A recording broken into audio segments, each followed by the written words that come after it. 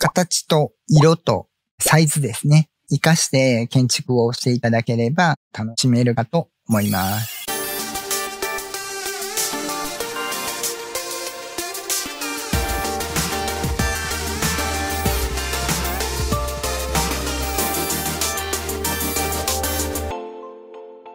はいどうもしんです。本日もアークサバイバルエボルブドをやっていきます。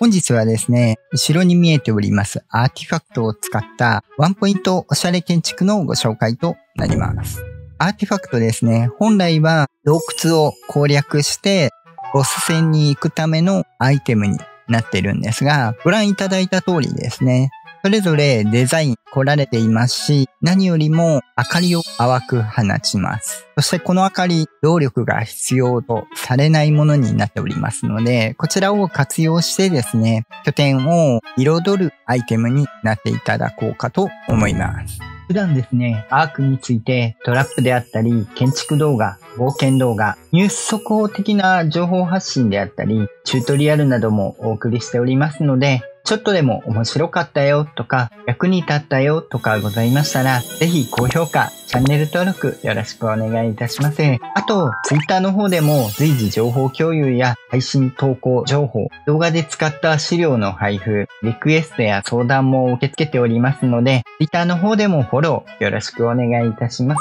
では、本編、どうぞ。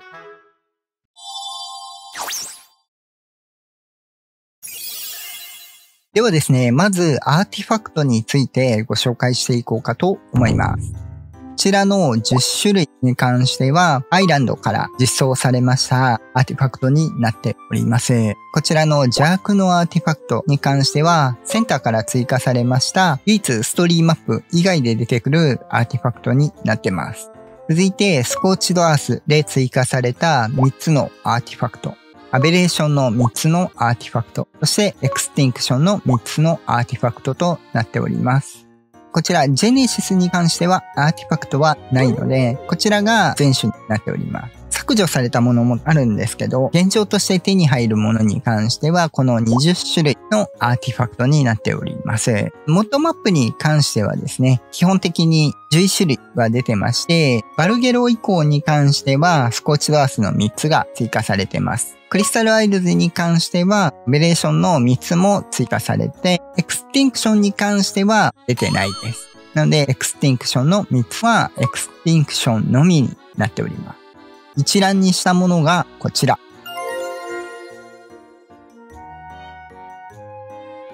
クリスタルアイルズが一番アーティファクトとしてはいっぱい手に入るマップになってますね。各元マップに関しては比較的手に入りやすいアーティファクトなどもちょっと種類はそれぞれ違ってきますがあるので、例えばラグナロクとかであれば野獣とかですね、あと強者とかは普通にマップに設置しているだけなので一応隠されてはいますが取るだけのものになってます。免疫とか狡猾に関してはですね、比較的抗生物で取りに行きやすいところにあったりはするんですけど、逆に難易度も高いボス攻略してとかもありますけどね。そういうところになってます。比較的ですね、そのマップで手に入りやすいアーティファクトを利用していただければと思います。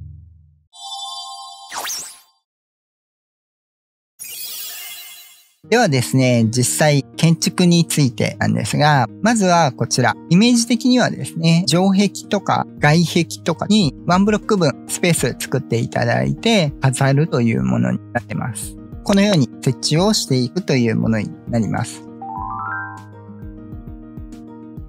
ただですね、この設置、注意点がありまして、他のもそうなんですけど、アーティファクトですね、見ていただいた通りいろんな形があります。それぞれ高さが違ったりとかですね、横幅が違ったり、あと台座からの距離も違ったりします。特にスコッチドアースの3種類とエクスティンクションの成長のアーティファクトに関しては結構台座から離れた形になってますので、結構癖があります。あと形的にこういう丸い形になっているものと平べったい形になっているもの。見る角度によって見え方が変わってくるものっていうのもありますんで、比較的うっすら回ってはいるんですね。設置する場所によってですね、ちょっと見栄えが変わってくる部分があります。なので、こういう群衆のようなどっから見ても見えるパターンと、野獣のようにですね、ちょっと見る角度によって見栄えが変わってくるものっていうのに関しては、飾る場所っていうのを変えないといけないと。片面から見えるようにしてもいいですし、こういう地方から見れるようにしてもいいですし、置く場所、埋め込む場所によって使っていただくと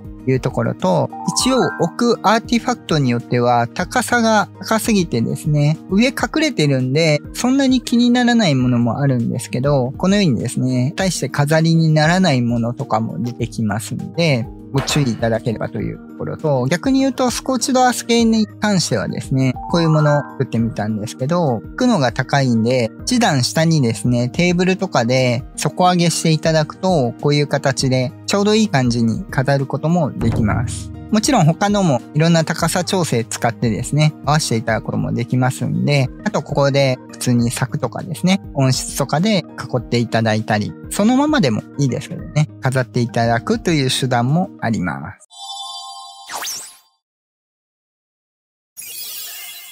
続いてですね、屋上とかに飾る場合ですね。一つがこちら。以前ですね、プラットフォーム建築の時にご紹介してたりはするんですけど、建物の上ですね、多角形とかで六角形組んだ時の頂点の部分にですね、このように飾っていただくと。埋めていただいて、こういう感じで飾っていただくと。適度に明かりも出るんでね、ちょうどいいんですけど、下部屋とかになってるといい感じに照らされて、外からもいいし、中からもいいっていう。ただ、これちょっと高さがあんまないんで、強者とか免疫とかはいけるんですけど、包括とか飾るとこんな感じで、包括若干いい感じに抜けてるっちゃ抜けてるんですけど、ちょっと見栄えが悪くなるものもあります。賢者とか完全にデザインおかしくなっちゃうんでね。ワンチャンスコーチドアースのやつは突き抜けすぎててちょうどいい感じに見えるっちゃ見えるっていうところはあるんですけど、まあ微妙ですね。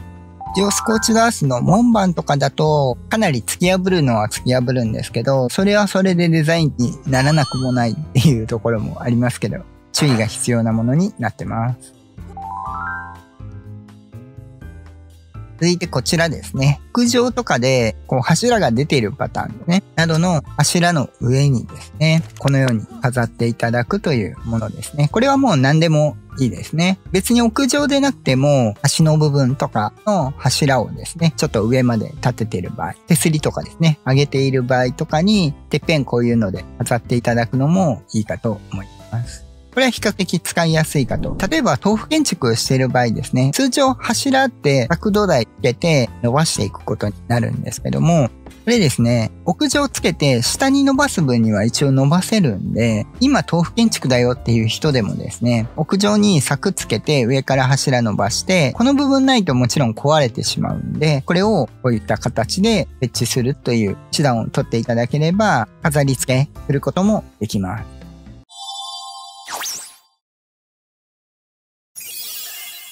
続いて間接照明としてなんですが、これは柱の上に普通に置いた状態ですね。ここにアーティファクトを飾っていただくと。例えばジャグ。これですね、上に柱を重ねることはできます。台座にアクセスはできないんで、交換はできないんですけど、綺麗に隠れるね。暗くなるとアーティファクト光を放っているので、このように周りに明かりが出ます。これを活用いただいて、ちょっと間接照明的なものでね。拠点内でもいいですし、庭とかにこういうのを置いててもいいかもしれない。もちろん重ねれるので、何色か混ぜてもいいですし、てっぺんだけアーティファクトを飾ってみたり、いうこともできますので、こういった間接照明を使っていただくと。動力ないんで、普通に庭にポイって置いてたりとかですね、そういうこともできますので、ご活用いただければと思います。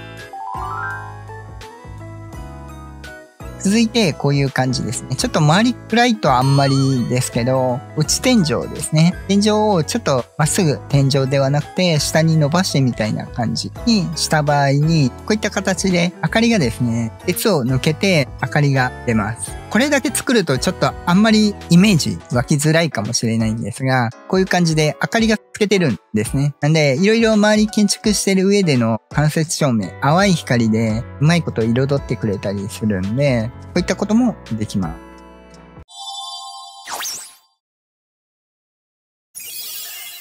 す。他のやつもですね、こういった感じで、完全に壁に囲っている場合もこのように明かり出ますんで、外から見えてもこういう感じで、各色ですね、アーティファクトそれぞれ色があるんで、お好みの色に合わせてですね、見た目と合わせて、こういった明かりを照らしていただく。部屋の天井とかでこういった作りであれば、部屋も明かり照らしてくれるんでね。唯一、こちらの混沌のアーティファクトだけ、スパークはしてるんですけど、明かりが出ません。もちろん、他のやつだったらこのように明かり照らしますんでね。こういった形でワンポイントの明かりを照らしていただくということはできます。形と色とサイズですね。活かして建築をしていただければ楽しめるかと思います。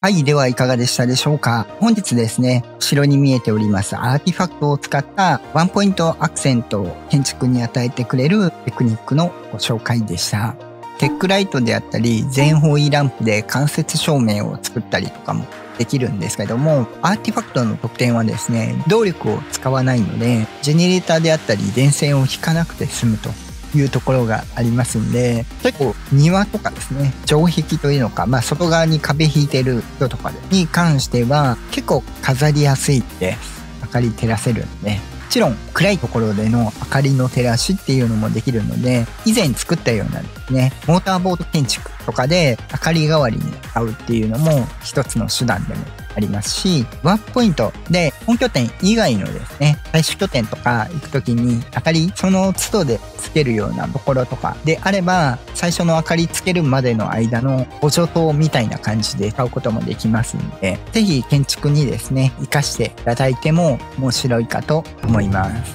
では本日は以上となります。普段ですね、アークについてトラップであったり、建築動画、冒険動画、ニュース速報的な情報発信であったり、チュートリアルなどもお送りしておりますので、ちょっとでも面白かったよとか、役に立ったよとかございましたら、ぜひ高評価、チャンネル登録よろしくお願いいたします。あと、Twitter の方でも随時情報共有や配信投稿情報、動画で使った資料の配布、リクエストや相談も受け付けておりますので、Twitter の方でもフォローよろしくお願いいたします。また次回お会いいたしましょう。バイバイ。